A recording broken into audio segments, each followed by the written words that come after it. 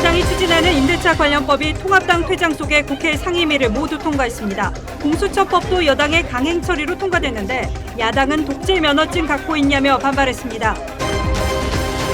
한동훈 검사장의 휴대전화를 압수수색하는 과정에서 한 검사장과 채널A 사건 수사팀장 간 몸싸움이 벌어졌습니다. 한 검사장은 복직 폭행이라며 법적 조치를 거론했고 서울중앙지검은 물리적 방해 행위가 있었다고 반박했습니다. 민주당이 장관급인 검찰총장을 차관급으로 하는 검찰청법 개정안을 발의해 검찰총장 힘빼기 법안이라는 평이 나옵니다.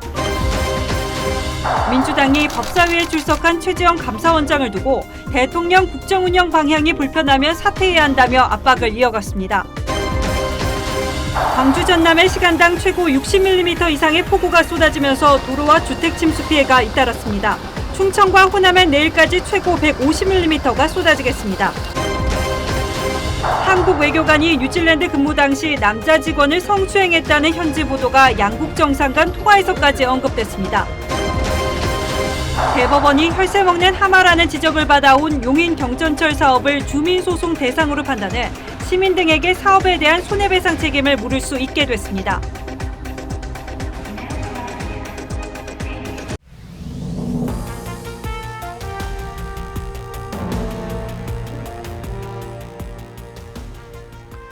안녕하십니까. 뉴스9의 신동욱입니다. 여당이 어제 상임위 3곳에서 부동산 관련법 11건을 강행 처리한 데 이어 오늘은 본회의로 가는 마지막 관문인 법사위에서 야당의 강력한 반발을 뚫고 임대차 관련 법안들을 통과시켰습니다. 그리고 내일 곧바로 본회의를 열어서 법안을 최종 통과시킬 계획입니다. 상임위에서 법사위를 거쳐 본회의 처리까지 불과 사흘, 그야말로 빛의 속도로 밀어붙이고 있습니다. 이뿐 아니라 지금 여당의 기세로 보면 앞으로 대부분의 쟁점 법안들이 이렇게 수적 우세로 처리될 가능성이 높습니다. 여당이 180석 가까운 절대 다수 의석을 차지할 때부터 예견된 일이긴 합니다만 국민의 권리와 재산권 행사를 제약하는 법안들이 이렇게 심의도 없고 토론도 없이 마구잡이로 처리되어도 되는 것인지 논란이 일 수밖에 없습니다. 황정민 기자가 먼저 보도하겠습니다. 임대차 3법 중 주택임대차보호법과 상가건물 임대차보호법 개정안이 올라온 국회 법제사법위원회. 회의 시작부터 미래통합당 의원들이 반발합니다. 위원장님, 청취하도록 하겠습니다. 위원장님, 이건 아니죠. 앉아서 가능하죠. 이건 아니죠. 자리에 들어가십시오. 통합당은 법안 소위원회를 열어 논의하자고 했지만 민주당은 국회가 결단을 내릴 때라며 법안 처리를 밀어붙였습니다. 네, 찬성하시는 의원님들은 기립해 주시기 바랍니다. 찬성하시는 건가요? 나간다고요? 공사독재 진행에도 없는 일이에요, 이거는. 앞으로 민주당은 이야기 하지 마세요. 토론에도 참여하지 않으면서 찬반 토론에 임해주세요. 앞서 이날 오전 이해찬 대표는 속도전을 주문했습니다. 임대차 3법 등 관련 법안 내용들은 이미 20대 국회에서부터 논의되어 왔기 때문에 추가 논의보다 속도가 더 중요합니다. 통합당이 퇴장한 가운데 법안 2건은 의결됐고 임대차 3법 중 나머지 하나인 부동산 거래신고법은 어제 국토위를 통과해 법사위 처리를 앞두고 있습니다. 이들 법안이 통과되면 세입자가 2년 계약 후 추가로 2년 계약을 보장받을 수 있고 임대료 상승폭도 5%로 제한됩니다. 민주당은 3법 가운데 주택과 상가건물 임대차 보호법 등 2건은 내일 본회의에서 표결 처리하겠다는 방침입니다. 야당의 반발에도 강행 처리되면 다음 달부터 법이 시행될 전망입니다. TV조선 황정민입니다. 예, 부동산 정책 관련 상임위엔 국토교통위에서 야당 의원들은 여당이 주도하는 반시장적 부동산 정책을 당장 중단하라고 목소리를 높였습니다. 얼마 전 김현미 장관의 서울 집값 11% 상승 발언도 다시 따져 물었는데 김 장관은 오늘도 역시 공인된 통계를 말했을 뿐이라고 물러서지 않았습니다. 여당 의원들은 최근의 부동산 시장 급등이 이명박, 박근혜 정부 탓이라고 주장하기도 했습니다. 보도에 박경준 기자입니다. 통합당은 청와대 하명입법 철회와 김현미 장관 사퇴를 요구하는 항의 문구를 붙인 채 국토교통위가 열리자마자 여당의 부동산법 강행 처리를 비판했습니다. 거수기가 된 거잖아요. 무리한 입법이 전월세 매물 품귀와 가격 급등으로 이어지고 있다고도 했습니다. 임차인은 임차인대로 전세 가격이 급등하고 또 집주인은 집주인대로 재산권을 침해받고 있다고 아우성입니다. 반면 민주당은 시장 불안을 잠재우기 위해 시급하다고 맞섰습니다. 정말 굉장히 급박한 그런 사유로 그렇게 됐다. 서울 집값이 11% 올랐다는 김현미 장관 발언에 대한 비판도 나왔지만 유곡하던 아파트 가격이 10억이 돼서 죽겠다고 못 살겠다고 얘기하는데 국토부는 지금 전체적으로 보면 6천만 원 정도밖에 안 오른 거다라고 얘기를 하신 겁니다. 국민들의 체감에 맞지 않았다라는 점은 인정을 하십니까? 김 장관은 물러서지 않았습니다. 장관으로서는 국가가 공인한 통계를 말씀드릴 수밖에 없다라는. 여야는 부동산 가격 폭등에 대한 내탓 공방도 벌였습니다. 2014년 통합당의 전신인 새누리당이 주도한 이른바 부동산 3법이 아파트 주택시장 폭등의 원인이었습니다. 22번의 부동산 정책을 발표했지만 서울과 수도권의 집값, 전셋값은 폭등하며 오히려 양극화만 초래했습니다. 통합당은 오늘 도심주택 100만 호 공급과 1주택 실소유자 세부담 경감 등 자체 부동산 대책을 발표했습니다. TV조선 박경주입니다. 공수처 후속 법안들도 국회 운영위에서 1시간 반 만에 여당 단독으로 처리됐습니다. 통합당 소속 위원들이 독재 면허증 갖고 있냐며 강하게 항의하고 퇴장하자 여당은 기다렸다는 듯 곧바로 법안을 처리했습니다. 이어서 이태희 기자입니다. 21대 국회 첫 운영위원회도 여야의 고성으로 시작됐습니다. 통합당은 여당이 공수처 후속 입법 강행 처리를 위해 협의도 없이 운영위를 소집했다고 반발했지만 176석이 무슨 독재 면허증인 줄 아십니까? 왜들 이러십니까? 민주당은 일정을 강행했습니다. 의사결정을 못할 정도로 의사결정을 협의해주지 않고 합의해주지 않으면서 통합당 의원들은 결국 의사진행 발언만 한 뒤 전원 퇴장했습니다. 세 개의 법안을 처리하기 위해서 무리하게 운영위원회를 이렇게 강행하는 것에 대해서는 저는 전혀 맞지 않다고 생각합니다. 정의당도 민주당에 잇따른 법안 강행 처리를 비판했습니다. 국회는 민주당이 원하는 날짜에 민주당이 원하는 법안만 처리하는 곳이 아니지 않습니까? 그러나 민주당은 인사청문 대상에 공수처장을 넣고 소관상임위를 법사위로 하는 등의 후속 입법을 1시간 반 만에 단독으로 처리했습니다. 다만 기한 내 공수처장 추천위원을 추천하지 않으면 다른 교섭단체에 추천권을 주는 운영규칙 개정안은 통합당이 독소조항이라며 반발하는 점을 감안해 삭제했습니다. TV조선 이태희입니다. 예, 앞서 보셨듯 18개 상임위원장을 모두 민주당에게 넘겨준 미래통합당은 여당의 일방적인 독주를 속수무책으로 쳐다볼 수밖에 없는 상황입니다. 여당이 이렇게 나오는 이상 앞으로도 별 뾰족한 대책은 없습니다. 그래서 국회에서 무기력하게 당하고만 있을 게 아니라 장외투쟁에 다시 나서야 한다는 주장이 나오고 있습니다. 통합당은 내일 의원총회를 열어서 앞으로의 대응 방안을 정리할 계획입니다. 김정우 기자입니다. 어제 민주당이 상임위 3곳에서 13개 법안을 일방 처리하자 미래통합당은 곧바로 의원총회를 소집했습니다. 아무것도 못하고 이렇게 살아야 된다면 4년 임기에 집착할 이유가 뭐가 있나? 일부 의원들은 장외투쟁을 비롯한 강경투쟁으로 노선 변경도 요구했습니다. 소규모 집회를 해야 됩니다. 당원들이라도 불러서 오늘 우리가 울분 더 오는 것을 알려줘야 돼요. 장외투쟁 주장에 거리를 뒀던 김종인 비대위원장도 의회가 제 기능을 못하면 원외 야당이 불가피하다며 가세했습니다. 다시 의원총회를 열어서 저희들 한 번 더 저희들 투쟁 방향을 점검하기로 했습니다. 하지만 당의 구심점이 확실하지 않은 상황에서 장외투쟁의 효과가 제한적일 수밖에 없다는 게 통합당의 고민입니다. 여당이 법안 처리에 속도를 내는 과정에서 일부 법안이 법사위 전에 처리된 상태로 국회 의안 시스템에 표기되는 일까지 벌어졌습니다. 이거 저희들이 지금 고발 준비를 하고 있습니다. 민주당과 국회는 행정 업무상 착오라고 해명했습니다. TV조선 김종우입니다. 이렇게 임대차 3법의 국회 통과가 눈앞에 다가오면서 당장 전월세 시장의 혼란은 더욱 커지고 있습니다. 불안해진 집주인들이 너도 나도 전셋값을 올리거나 반전세, 월세로 전환하려고 하기 때문입니다. 수천 세대가 사는 대단지에서도 전세가 실종되는 곳이 속출하고 있습니다. 이 법안이 통과되면 곧바로 헌법 소원을 제기하겠다는 움직임도 있습니다. 김주영 기자가 현장을 취재했습니다. 서울 대치동의 재건축 아파트. 전용 76제곱미터형 전세가 지난 10일 5억 5천만 원에 계약됐는데 불과 열흘 만에 6천만 원 더 올랐습니다. 임대차 3법 통과를 앞두고 집주인들이 미리 움직이면서 전월세 시세를 끌어올린 겁니다. 12월 만기인데 연장하는 거를 지금 계약서를 쓰자고 하는 거예요. 내용 증명 보내가지고 이제 연장 안 해주겠다고 미리 통보를 해버리는 거예요. 그러자 세입자 사이에서는 법 시행까지는 집주인 연락도 받지 말자는 이야기가 퍼지면서 집주인과 세입자의 갈등 양상까지 나타나고 있습니다. 임대차 3법이 시행되면 세입자는 2년 계약 후 2년 계약 연장이 가능합니다. 임대료 상승폭도 5% 이내로 제한됩니다.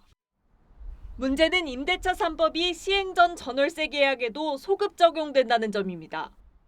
소급 적용을 반대하는 청와대 국민청원에는 2만 6천 명 넘게 동의했고 지난 주말에는 거리 집회도 이어졌습니다.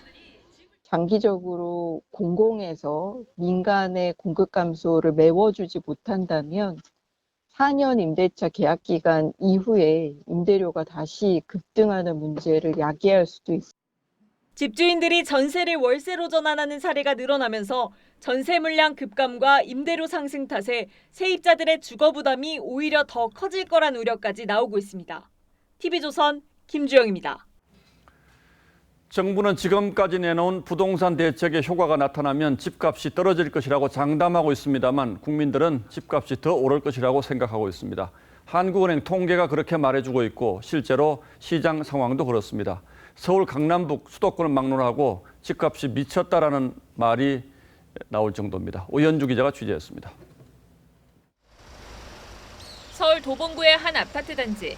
지난 4일 전용 36.1제곱미터형이 4억 1천만 원에 거래됐습니다. 지난 5월에 비해 6천만 원이 오른 겁니다. 젊은 사람들도 많이 사고 대출 이자를 받고 어저께도 뭐 딸내 하나 사긴 하죠. 엄마가 딸. 아, 엄마가 딸을 위해서 사줬어요? 준공된 지 30년이 넘은 서울 노원구의 한 아파트는 방 1개와 주방 겸 거실이 붙어있는 구조인데 한 달 만에 1억 원 넘게 뛰어 6억 6천만 원 신고가를 경신했습니다. 서울 지역에서 40제곱미터 미만 소형 아파트의 7월 평균 매매가는 4억 1,380만 원으로 집계됐습니다. 4억 원을 넘긴 건 2016년 통계를 낸 이후 처음입니다. 저가 소형 아파트에 대한 서민들의 접근마저 어려워지는 겁니다. 소형 아파트는 대출이나 세금 규제가 덜해서 실수요 자체가 많은 데다가 적은 돈으로 갭 투자까지 할 수 있다 보니까 이렇게 달아오른 주택시장을 안정시키기 위해 대책이 쏟아지고 있지만 집값이 더 오를 거라고 점치는 소비자 심리는 오히려 강해지고 있습니다. 한국은행이 발표한 7월 주택가격 전망의 소비자 심리지수는 전월보다 13포인트나 오르면서 125포인트를 기록했습니다. 관련 통계를 만든 2008년 7월 이후 역대 두 번째로 높은 수준입니다. TV조선 오현주입니다. 예, 다음 뉴스입니다. 채널A 사건을 수사 중인 서울중앙지검 수사팀이 구속된 이동재 기자와 유착했다는 의혹을 받고 있는 한동훈 검사장에 대한 추가 압수수색을 시도했습니다. 이 압수수색에는 이례적으로 수사팀장인 부장검사가 직접 갔는데 이 부장검사와 한동훈 검사장 간에 육박전이 벌어졌습니다. 한 검사장은 폭행을 당했다며 정진웅 부장검사를 고소했고 정 부장이 맞고소를 예고하는 초유의 사태가 벌어졌습니다. 한성훈 기자가 먼저 당시 상황 정리하겠습니다. 오늘 오전 10시 반쯤 채널A 사건 수사팀이 용인 법무연수원의 한동훈 검사장 사무실에 압수수색 영장을 들고 왔습니다. 한 검사장의 휴대전화 유심칩 확보를 위해서입니다.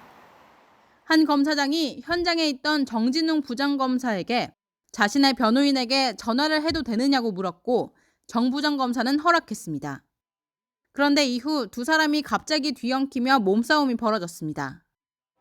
한 검사장은 전화를 걸기 위해 휴대전화 비밀번호를 풀려고 하는데 갑자기 소파 건너편에 있던 정 부장검사가 몸을 날려 자신을 넘어뜨렸다고 주장했습니다.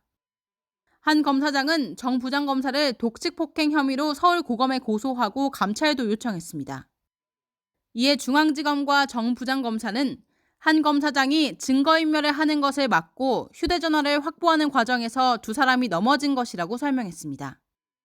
정 부장검사도 이후 종합병원에서 진료를 받았다고 반박했습니다. 정 부장검사는 한 검사장이 자신을 고소한 것에 대해서는 무고와 명예훼손으로 고소하겠다고 했습니다. TV조선 한송원입니다. 예, 이 상황이 뭘 뜻하는지는 잠시 뒤에 취재기자가 직접 나와서 자세히 설명을 해드리도록 하겠습니다. 검찰개혁이라는 표현을 쓰긴 합니다만 사실상 윤석열 총장 힘빼기 압박하드라는 의심을 받고 있는 여권의 대책들이 하루가 멀다 하고 쏟아지고 있습니다. 이번에는 조국 전 장관 시절 법무부 검찰개혁위원이었던 김용민 민주당 의원이 나섰습니다. 검찰총장을 장관급이 아닌 차관급으로 대우하고 검찰 인사에도 개입하지 못하도록 하는 법안을 발의했습니다. 조정린 기자입니다. 더불어민주당 김용민 의원이 대표 발의한 검찰청법 개정안입니다. 검찰총장을 장관급에서 차관급으로 대우하도록 명문화한다는 내용이 담겨 있습니다. 경찰청장이나 국세청장은 차관급인데 유독 검찰총장만 법률적 근거 없이 장관급 대우를 받는 건 특권이라는 겁니다. 근데 유독 검찰총장만 장관급으로 대우하고 그러다 보니까 법무부 장관과의 관계에서 지휘감독 체계가 잘 안 맞고. 개정안은 또 법무장관이 검찰총장의 의견을 들어 검사의 보직을 제청하도록 하는 현행 규정도 없앴습니다. 법무장관과 검찰총장이 협의하던 관행을 법제화한 이 조항 탓에 소모적인 논쟁이 벌어진다는 게 이유입니다. 하지만 추 장관이 대규모 검사장급 인사를 예고한 상황과 무관치 않다는 관측도 나옵니다. 한 법조인은 검찰개혁의 핵심이 권력으로부터의 독립인데 정무직인 법무장관에 예속시키겠다는 것은 아닌지 우려스럽다고 했고 미래통합당은 여권 전체가 노골적으로 윤석열 검찰총장 힘빼기에 나섰다고 비판했습니다. TV조선 조정린입니다. 문재인 대선 캠프에도 참여했던 신평 변호사가 어제 추미애 법무부 장관을 대표적인 장관 부적합 인물로 묘사하는 글을 올렸습니다. 추 장관이 판사로 첫 임용을 받을 당시에 지방 발령에 불만을 품고 펑펑 울며 항의했다는 말을 들었다고도 했습니다. 그러자 추 장관이 발끈했습니다. 전혀 사실이 아니며 법적 대응하겠다고 했습니다. 한때 동지였을지도 모르는 두 사람이 40년 가까이 된 옛일로 진실 공방을 벌이게 된 이유가 뭔지 장윤정 기자가 그 전후 사정을 취재했습니다. 판사 출신으로 지난 대선 문재인 후보 캠프에서 활동했던 신평 변호사가 어제 페이스북에 올린 글입니다. 추미애 법무장관이 초임 판사 시절 춘천으로 발령받자 펑펑 울며 여성 판사에게 지방 발령은 부당하다고 항의했다고 기억했습니다. 그러면서 처음부터 추 장관은 공직에 부적합한 것이 아니었을까 하는 생각을 갖는다고 평가했습니다. 해당 글에 법무부가 법적 조치를 취하겠다고 대응했습니다. 논란이 되자 신 변호사는 오늘 아침 추 장관의 상처를 깊이 헤아리지 못했다고 사과하면서도 추 장관의 인사 항의는 이례적인 일이라 기억에 뚜렷하다고 재확인했습니다. 그러면서 전에는 여성 판사는 모두 서울 배정이란 혜택을 받았는데 그 혜택이 끊어졌으니 수용하기 어려웠을 것이라고 배경도 설명했습니다. 추 장관은 페이스북을 통해 정통성을 상실한 신군부 아래에서 판사 임용장을 받으러 가지 않았던 게 팩트라고 반박했습니다. 또 법원 행정처에 가서 울고불고 임지부당성을 따진 게 아니라 오히려 그날 임명장 수여식에 참석하지 않았다고 말했습니다. TV조선 장윤정입니다. 예, 앞서 고위 검사들 사이에 몸싸움이 벌어졌다는 얘기를 전해드렸는데 검찰이 어쩌다가 이 지경에 이르게 됐는지 많은 사람들이 혀를 차고 있습니다. 법조팀 주원진 기자에게 이번 사태의 배경은 뭘까 좀 자세히 물어보도록 하죠. 자, 주 기자 어서 오십시오. 자, 오늘 일은 한동훈 검사장 휴대전화 압수수색하러 갔다가 벌어진 일인 거죠. 네, 그렇습니다. 자, 그런데 불과 지난주 말에 수사심의위에서 한동훈 검사장 기소는 물론이고 수사도 사실상 중단해라 이렇게 권고하지 않았습니까? 네, 지난주 금요일 결정이었습니다. 예. 대검찰청 채널A 사건 수사심의위가 수사 중단을 권고한 지 닷새밖에 안 됐는데 서울중앙지검 수사팀이 다시 강제 수사에 돌입했습니다.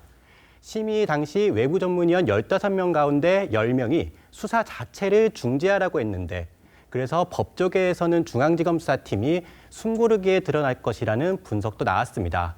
그런데 예상이 완전히 빗나갔습니다. 예, 그러니까 수사를 계속 하더라도 조금은 시간을 두고 할 거라고 예상을 했는데 뭐 전격적으로 오늘 압수수색에 들어갔다 이 얘기죠. 네. 자, 이렇게 되면 수사심의위의 결정을 검찰이 무시했다 이런 논란이 있을 수 있겠네요.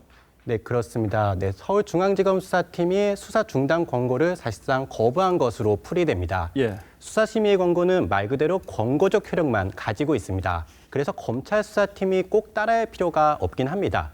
하지만 검찰 스스로 개혁 조치로 도입한 자문기구의 권고를 무시한 것이라 당장 검찰 내부에서도 그러면 뭐하려 수사심의를 만들었냐, 필요 있는 거 아니냐 이런 분석이 나오고 있습니다. 자, 그런데 정진웅 부장검사와 한동훈 검사장, 그러니까 한동훈 검사장 주장에 따르면 한 검사장이 휴대전화를 걸려고 비밀번호를 풀려고 하는데 정 부장검사가 몸을 날려서 한 검사장을 덮쳤다. 이제 이게 지금 한 검사장의 주장이잖아요. 그런데 압수수색이라는 게 일정한 절차가 있을 텐데 이런 상황 벌어진 거 잘 이해가 되지 않고 또 보통 녹화하지 않습니까?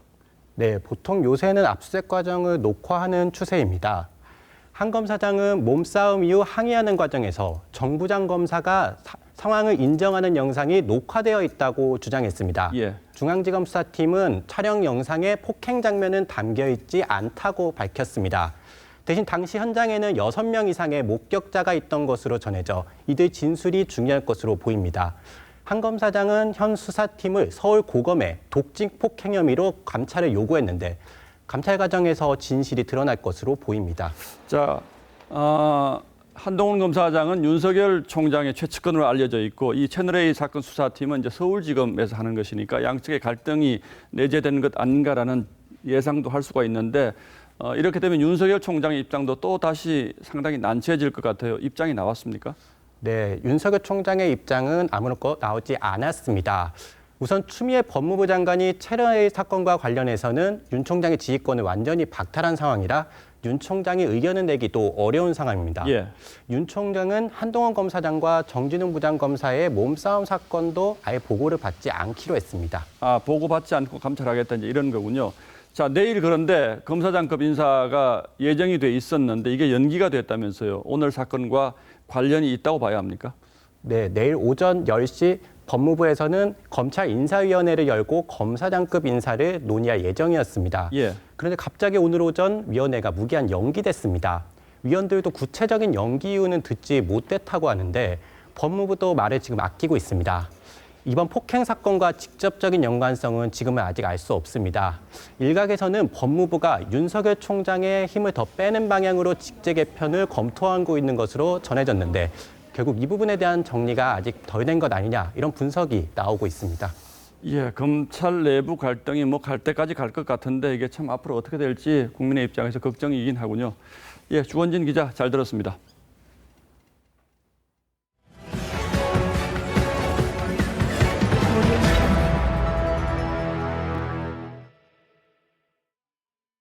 최재형 감사원장이 요즘 느닷없이 여권으로부터 견제와 핍박을 받고 있습니다. 발단은 월성 원전 1호기 폐기 문제였는데 논란이 인사 문제로 번지고 있습니다. 청와대가 김호수 전 법무부 차관을 감사위원으로 추천했는데 최 원장이 거부한 것으로 알려진 겁니다. 급기야 여당 의원이 최 원장을 앞에 앉혀놓고 불편하고 현 정부와 맞지 않으면 사퇴하라고 노골적으로 압박하는 상황이 벌어졌습니다. 최지원 기자가 보도합니다.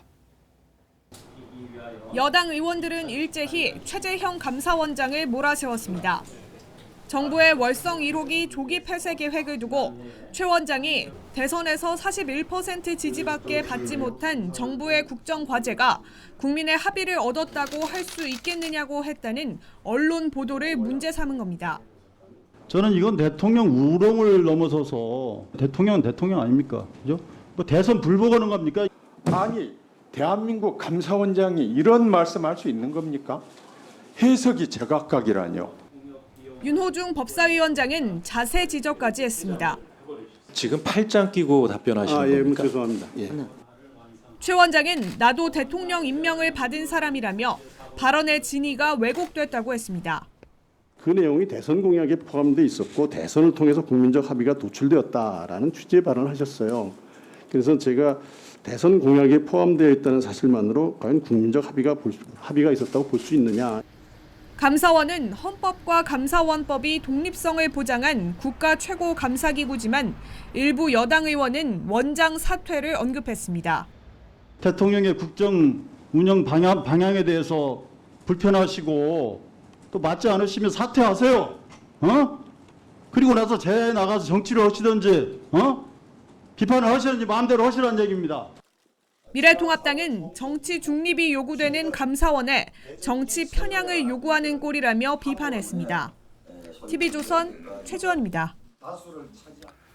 문재인 대통령이 오늘 오전 박지원 국정원장과 이인영 통일부 장관, 김창룡 경찰청장에게 임명장을 수여했습니다. 청와대는 박지원 국정원장 임명을 속전속결로 처리하면서 국회에서 논란이 됐던 남북경협 이면 합의서는 존재하지 않는 것으로 확인됐다고 대신 해명했습니다. 신은석 기자가 보도합니다.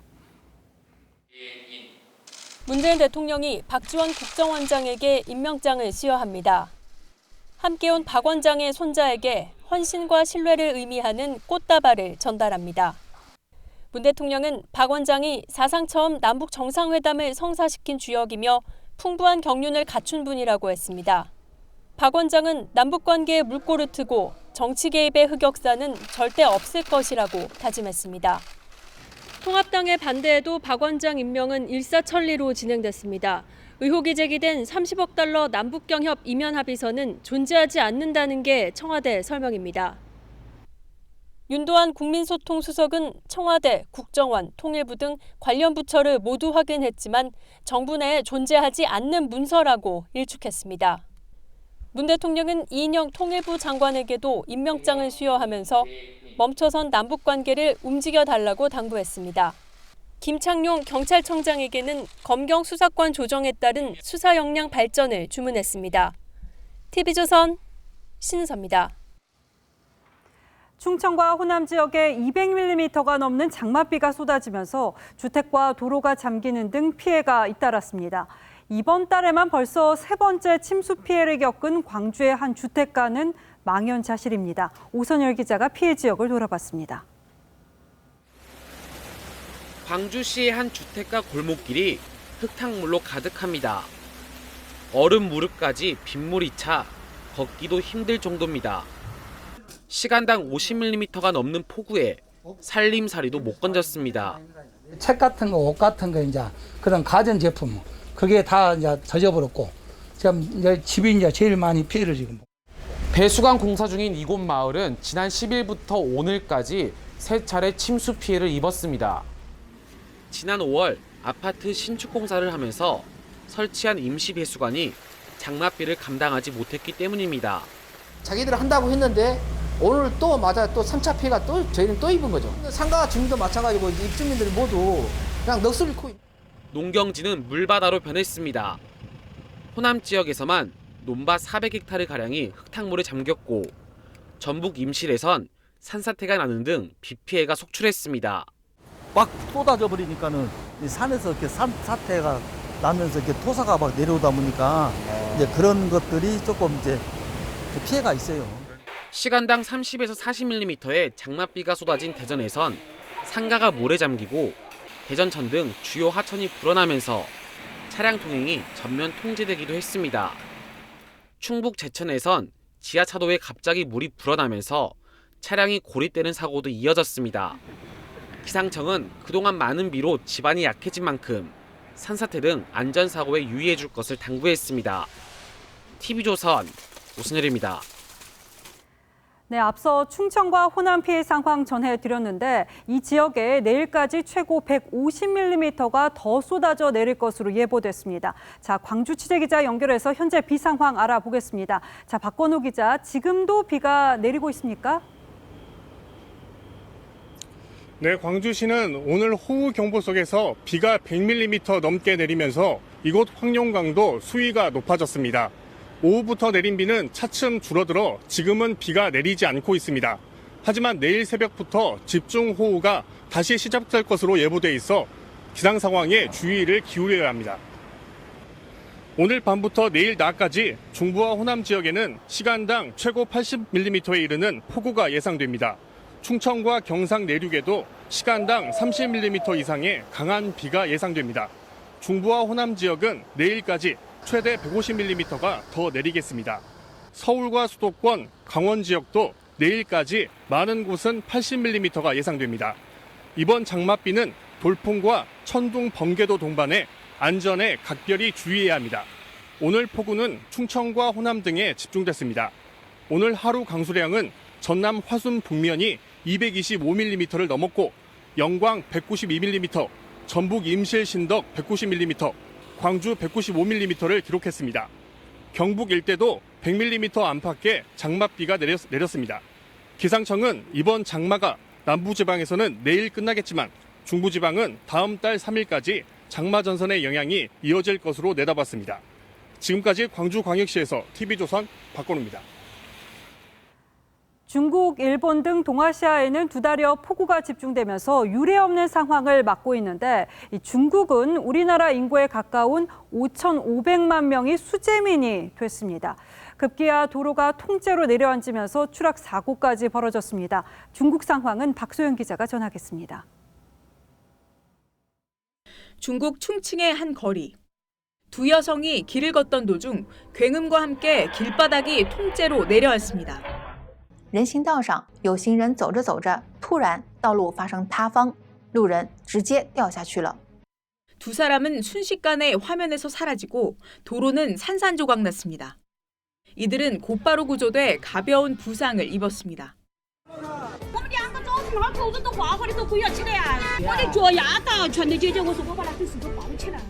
사고가 난 충칭은 폭우 피해가 큰 양쯔강 상류 대도시입니다.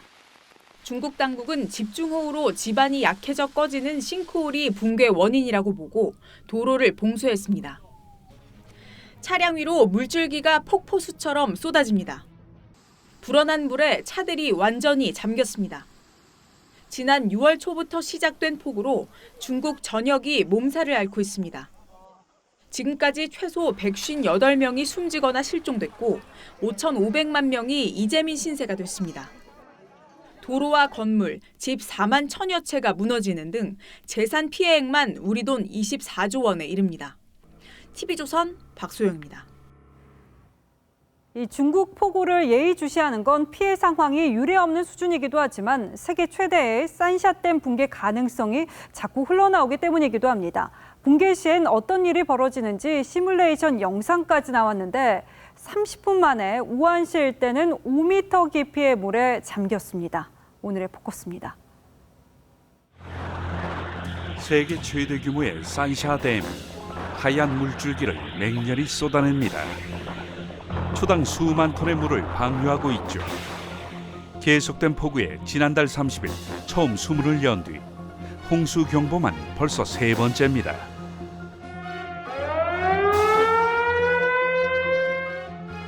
이미 하류 도시들은 밀려드는 방류수와 쏟아지는 비에 물바다가 됐습니다. 강가에 세워둔 차는 불어난 강물에 휩쓸리고 강줄기를 따라 차도 나무도 둥둥 떠내려갑니다. 복구 작업에 나섰던 군인도 강물에 휩쓸리죠. 直到在被冲出了大概20米左右的距离时候，我们把它控制住了。 오늘 아침 최고 수위 175m에 12m 모자른 163m를 넘긴 산샤댐. 계속된 폭우에 홍수 조절 능력에 대한 우려는 커지고 있습니다. 7日洪水总量最大达到了350亿方，而220亿方的防洪库容显然是装不下的。 SNS에서는 붕괴 가능성이 반복적으로 흘러나오더니 붕괴 상황을 가정한 시뮬레이션 영상까지 나왔습니다. 붕괴와 함께 170m 높이의 물기둥이 하류를 덮칩니다. 시속 100km의 급류가 불과 30분 만에 인구 400만의 이창시를 덮치고 10시간이면 인구 1000만이 넘는 우한시 곳곳이 5m 높이 물에 잠겨버리죠. 24시간 뒤 1500km 떨어진 난징시를 집어삼키고 나서야 끝납니다. 산샤댐이 붕괴되면 양쯔강 하류에 밀집한 원전 9기가 침수돼 방사능이 유출될 우려도 있습니다. 이 피해는 중국 본토에 그치지 않죠. 양쯔강이 토해내는 저염수가 제주 연안으로 유입되면 어류와 양식장 등에 피해를 입힐 가능성도 있습니다. 정착성 어패류는 이제 피해를 볼 가능성이 있기 때문에 저희가 그거에 대비해서 지금 모니터링 등 다양한 방안을 강구하고 있는 겁니다. 현재까지 중국 당국은 붕괴 가능성을 일축하며 안전을 장담하고 있죠. 22년 전 대홍수 당시 강우량을 이미 넘어선 중국. 폭우 피해가 어디까지 번질지 뉴스나인 포커스였습니다. 부산항에 정박 중인 러시아 선박에서 선원 12명이 추가 확진 판정을 받았습니다. 관련해서 지역 감염까지 계속 늘어나고 있는데 인천항에 들어온 러시아 선박에서도 확진자가 나와서 항만 방역에 비상이 걸렸습니다. 이민재 기자입니다. 지난 24일 확진자 32명이 쏟아져 나온 러시아 선박입니다. 이 선박에서 격리 중인 선원들 중 12명이 또 확진 판정을 받았습니다. 이 배에 타고 있는 선원 94명 중 44명이 확진 판정을 받은 겁니다. 오늘 확진 판정을 받은 러시아 선원 12명은 이곳 부산의료원으로 이송됐습니다. 그 전에 양성 환자가 32명이나 나와가지고 많이 접촉이 있었던 것 같고 1차 검사 때 발현이 안 됐던 사람들, 이런 사람들이 또 발현이 돼가지고 선박 수리를 위해 승선했던 국내 직원 1명도 오늘 추가 확진 판정을 받으면서 러시아 선박을 통한 지역 감염자는 11명으로 늘었습니다. 인천항에 온 러시아 선박에서도 확진자가 나왔습니다.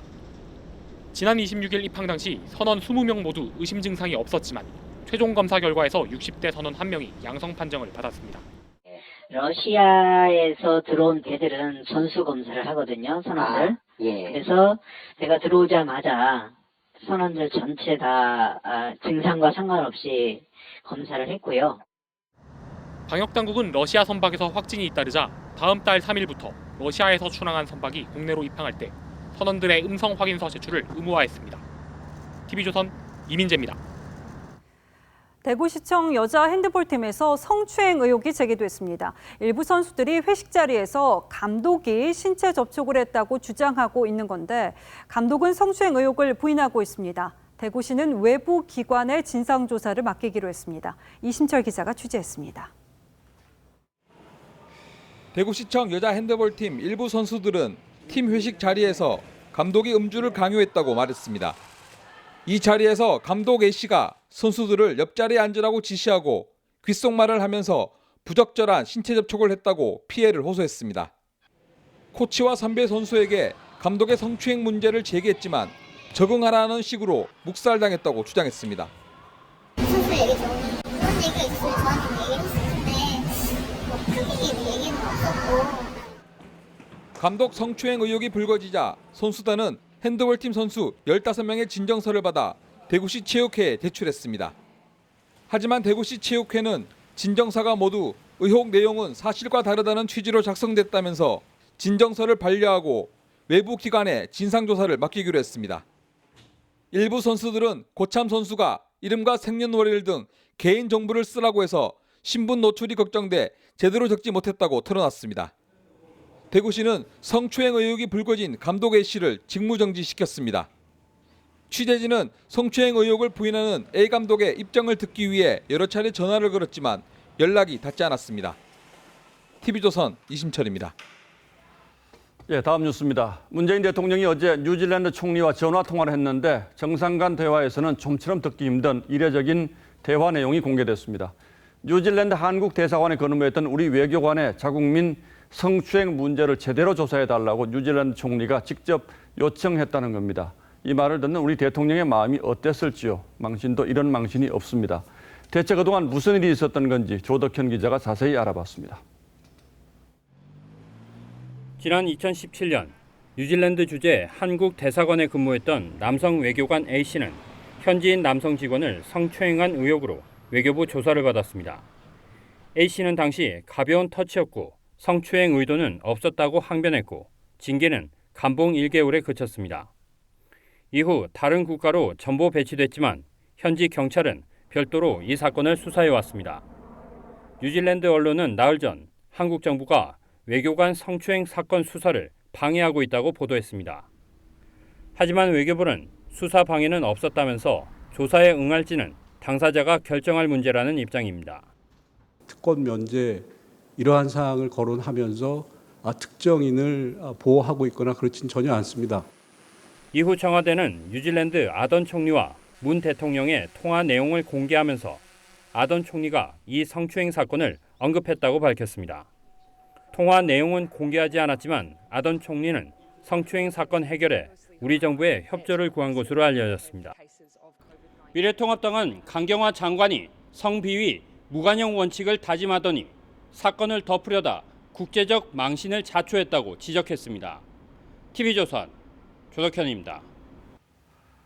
1조 원이 넘는 세금을 쏟아붓고도 이용객이 터무니없이 적어서 대표적인 혈세 낭비 사업으로 꼽히는 용인 경전철 사업에 대해서 대법원이 1, 2심 판결을 깨고 당시 용인시장의 책임을 따져보라고 판결했습니다. 지자체의 무분별한 낭비성 전시행정에 제동을 거는 판결이라는 의미가 있습니다. 이재현 기자입니다. 이용하는 승객이 거의 없어 유령철이라고 불리는 용인 경전철. 공사 비용에 국제소송 비용까지 합치면 용인 시민이 부담한 돈은 1조 원이 넘습니다. 용인 시민들은 용인시를 상대로 경전철 공사에 사용된 세금 1조 32억 원을 배상하라는 주민소송을 냈고 탑승 인원은 처음에 수요 예측에 5%도 못 미치고 있습니다. 그렇지만 아무도 검찰 수사나 감사원 감사 책임진 사람은 아무도 없습니다. 대법원은 7년 만에 주민손을 들어줬습니다. 1, 2심은 용인 경전철 사업의 손해배상 책임은 주민소송 대상이 아니라고 판단했지만 대법원은 주민소송 대상이 맞고 이정문 당시 용인시장 등의 잘못이 있는지 따져봐야 한다며 사건을 파기환송했습니다. 사업을 졸속으로 추진해 예산을 낭비할 경우 해당 지자체장 등을 상대로 주민소송이 가능하다는 취지입니다. 이번 판결에 따라 전직 용인시장들과 수요 예측을 잘못한 한국교통연구원 관계자들이 상당한 배상 책임을 질 가능성도 생겼습니다. 또 예산 낭비 논란을 빚은 지자체 사업을 상대로 한 다른 주민소송은 더욱 탄력을 받을 것으로 보입니다. 현재 주민소송은 이 사건을 제외하고 3건이 진행 중입니다. TV조선 이채연입니다. 사진 필름으로 유명했던 130여 년 역사의 코닥이 미국 정부로부터 9천억 원을 지원받아서 제약사로 변신합니다. 디지털 카메라에 밀려서 파산 신청까지 한 회사가 어떻게 기사회생하게 된 건지 송지욱 기자가 보도합니다. 1888년 롤필름의 휴대용 카메라를 시작으로 전 세계 사진 대중화를 이끌었던 이스트먼 코닥. 한때 필름 시장 점유율 90%로 한 세기 동안 세계 최대 필름 카메라 제작사로 군림했습니다. 하지만 90년대 이후 급속도로 진행된 디지털 혁명에 적응하지 못하면서 지난 2012년 파산 보호를 신청했습니다. 필름 사업부를 접고 직원 수를 대폭 줄인 끝에 인쇄기와 특수필름으로 명맥만 이어오던 코닥이 이제는 제약회사로 탈바꿈합니다. 3, 4년 뒤 대규모 의약품 생산을 목표로 미국 정부가 우리 돈 9,200억 원을 대출해 주기로 했습니다. My administration is using the Defense Production Act to provide a $765 million loan to support the launch of Kodak Pharmaceuticals. 코로나19 사태를 계기로 의약품 해외 의존도를 줄이려는 트럼프식 조치의 일환입니다. 코닥은 트럼프가 코로나19 치료에 효과가 있다고 주장했던 말라리아 치료제 하이드록시 클로로킨 등의 생산을 준비 중입니다. 이 소식이 전해지면서 뉴욕 증시에서 코닥의 주가는 하루 새 3배 가까이로 급등했습니다. TV조선 송지욱입니다. 11년 만에 국내 배구 코트로 복귀한 월드스타 김연경이 리그 통합 우승이라는 당찬 포부를 밝히면서 최고의 시즌을 예고했습니다. 장동욱 기자입니다. 훈련 중인 김연경의 표정이 진지합니다. 전매 특허인 강력한 대각 스파이크. 하지만 어느새 가벼운 장난으로 팀 분위기를 이끌어갑니다. 11년 만에 흥국생명 복학생이 된 배구 여제 김연경은 사흘 전부터 동료들과 함께 본격적인 훈련을 시작했습니다. 바로 다음 달에 토보컵 대회가 열리기 때문입니다. 한 50% 정도 반 정도 올라온 거라고 생각을 하고 실력으로나 경험으로나 어느덧 대선배지만 흥국생명 유니폼을 입은 김연경의 스타일은 말이 많은 이른바 투머치 토커. 입이 쉬지 않아요. 뭐라 그랬냐? 입이 쉬지. 어떻게 주장말은 잘 듣나요? 네, 제일 잘 듣는 것 같아요. 그렇습니다. 네, 제가 없으면 좀 허전하다는 얘기가 나올 정도로 말을 많이 하면서. 국가대표 후배 이재영, 이다영도 꿈을 이뤘습니다. 연경 언니랑 같은 팀이 되는 게 꿈이었었는데 네, 꿈을 이룬 것 같아서 좀 좋고 코트장에서 이런 그런 열정적인 모습을 저도 이제 본받고 있어요. 올스타급 진용을 갖춘 흥국생명. 김연경의 시즌 목표는 명료합니다. 팀적으로 통합 우승을 했으면 좋겠고요. 트리플 크라운을 좀 해보고 싶은 생각이 있고요. 또 세 번째 제가 적었는데 감독님 말을 잘 듣기로.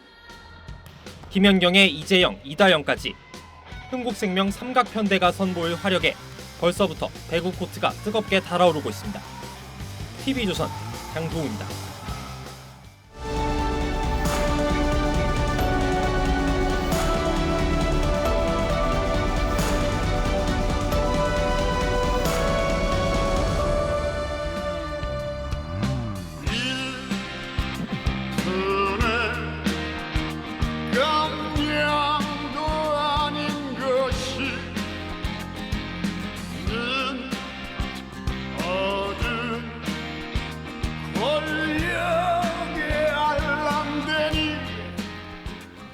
민중가수로 불리는 안치환이 부른 이 노래는 진보 진영 내 기회주의자들을 겨냥했다고 합니다. 한 푼어치도 안 되는 깜냥으로 권력에 기생해 득세하는 자를 비판하죠. 깜냥이란 어떤 일에 걸맞는 능력이나 조건, 분수를 가리킵니다. 하지만 세상에는 인물 됨됨이와 그릇보다 과분한 자리에 올라서 두루 근심과 고통을 끼치는 사람이 적지 않습니다. 해외 인터넷에 오른 사진 제목은 완벽하게 숨은 딸입니다. 나름 숨는다고 숨었는데 다 보이죠. 제 눈에만 안 보이면 남도 자기를 못 본다고 믿는 유아기의 전형적인 자기중심 사고를 보여줍니다. 미국의 심리학자가 권력을 휘둘려 본 그룹과 그렇지 않은 그룹으로 피실험자를 나눠서 이 이마에 알파벳 E자를 써보라고 했습니다. 그랬더니 권력 그룹에서는 이렇게 자기중심적으로 쓴 사람이 많았고 비권력 그룹에서는 보시는 것처럼 남의 눈에 제대로 보이게 쓴 사람이 많았다고 합니다. 권력자가 빠지기 쉬운 공감 능력 부족과 자기 편향을 보여주는 대표적인 실험입니다. 헌법학회장을 지내고 지난 대선 때 문재인 후보 캠프에 몸담았던 신평 변호사의 추미애 장관 인물평이 세간의 화제입니다. 신 변호사는 자신의 자리에 부적합한 사람들의 저주받은 운명이 우리를 우울하게 만든다며 그 대표적인 사례로 추 장관과 최강욱 의원을 꼽았습니다. 추 장관에 대해서는 국회에서의 아나무인, 저급한 용어의 무분별한 사용, 사건을 바라보는 편향된 태도를 보면 사법 질서를 이끌 법무장관에 도무지 적합하지 않다고 했습니다. 신 변호사는 자신을 중심으로 세상이 회전한다는 추 장관의 자기중심적 세계관을 말하면서 초임 판사 때 대법원에 찾아가 지방 근무의 부당함을 울며 호소했다는 얘기를 여러 차례 들었다고 썼습니다. 이에 대해 추 장관은 전혀 사실이 아니라며 법적 대응하겠다고 했습니다. 이미 40년 가까이 지난 이 사건의 진실이 법정에서 가려질지는 모르겠습니다만 추 장관은 발끈하기에 앞서 왜 이런 얘기들이 오간 것인지 먼저 성찰할 필요가 있을 겁니다. 정치인은 천동설 신봉자라는 말이 있습니다. 자기를 중심으로 세상과 대중이 움직인다고 믿는다는 얘기입니다. 천동설 세상에서는 자기 뜻과 다른 것은 모두 틀렸다고 생각합니다. 물론 보통 사람들이야 그래도 주변 몇 사람 피곤하면 그만일 테죠. 하지만 최근 언론의 집중 조명을 받고 있는 몇몇 정치인들의 지독한 자기사랑 때문에 국민들의 정신까지 피폐해지고 있는 건 아닌지 또 우울한 하루였습니다. 7월 29일 앵커의 시선은 어떤 인물평이었습니다.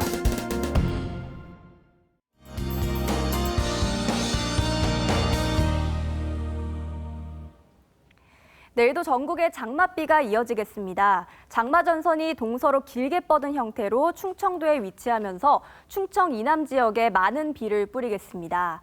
강수량은 50에서 150mm가 예상되고요. 그중 충청 남부와 호남 지역에는 200mm가 넘게 오는 곳도 있겠습니다. 내일 낮까지가 비가 가장 강할 시간대인데요. 시간당 30에서 80mm의 비가 충청 이남 지역으로 집중되겠습니다. 이렇게 많은 비가 내리면서 앞서 리포트에서 보셨듯이 침수 피해가 잇따르고 있습니다. 조금이라도 침수가 우려되는 곳은 접근을 피하시는 게 좋겠습니다. 경기와 강원도는 내일 밤에 비가 소강 상태에 들겠고요. 충청 이남 지역은 모레 아침까지 이어지겠습니다. 남부 지역은 이후 장마가 끝날 것으로 보입니다. 날씨였습니다. 예, 7월 29일 수요일 뉴스9은 여기서 마치겠습니다. 시청해주신 여러분 고맙습니다.